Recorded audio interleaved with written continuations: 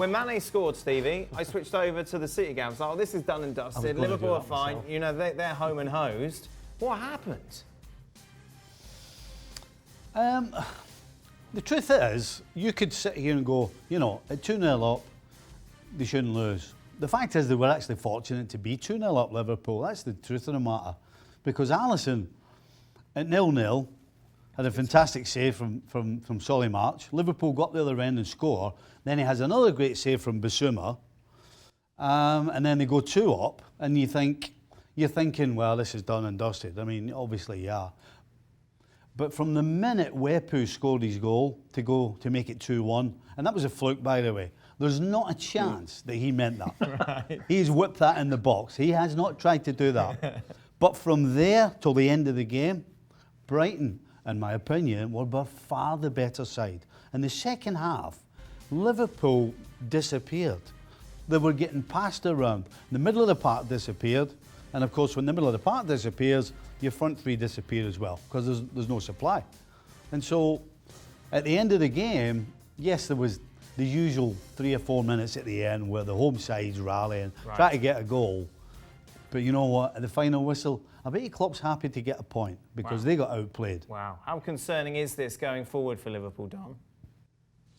I don't think it's concerning, Dan. I think, you know, I was commentating on the game today and it was 2-0 and they were cruising. Stevie's right. Solly March had a chance, I think, in the first minute, like Bruno Fernandes did last week. So that's something where Liverpool might need to analyse a little bit more and be a little bit more concentrated from the start. But the 2-0, Liverpool, and you were right switching over, by the way, because Liverpool just went complacent and they went cocky. And then what happened? Firmino had 2 big chances to make it 3 and 4. And I'm loath to criticise him because he scored a hat-trick last week and I absolutely love him. He's not ruthless.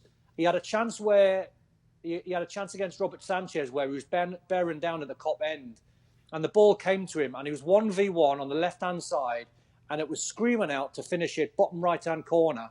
And he sort of went for like a really hard, overcomplicated dink finish and he put it over the bar. Then he had another one where he side-footed one with no authority.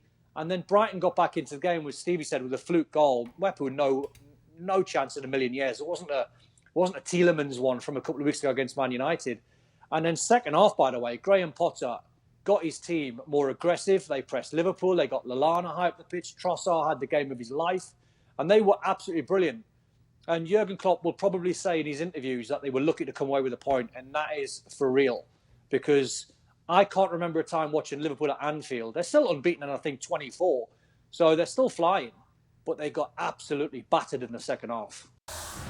Thanks so much for watching ESPN on YouTube. And for more sports highlights and analysis, be sure to download the ESPN app. And for premium content and live streaming, subscribe to ESPN Plus.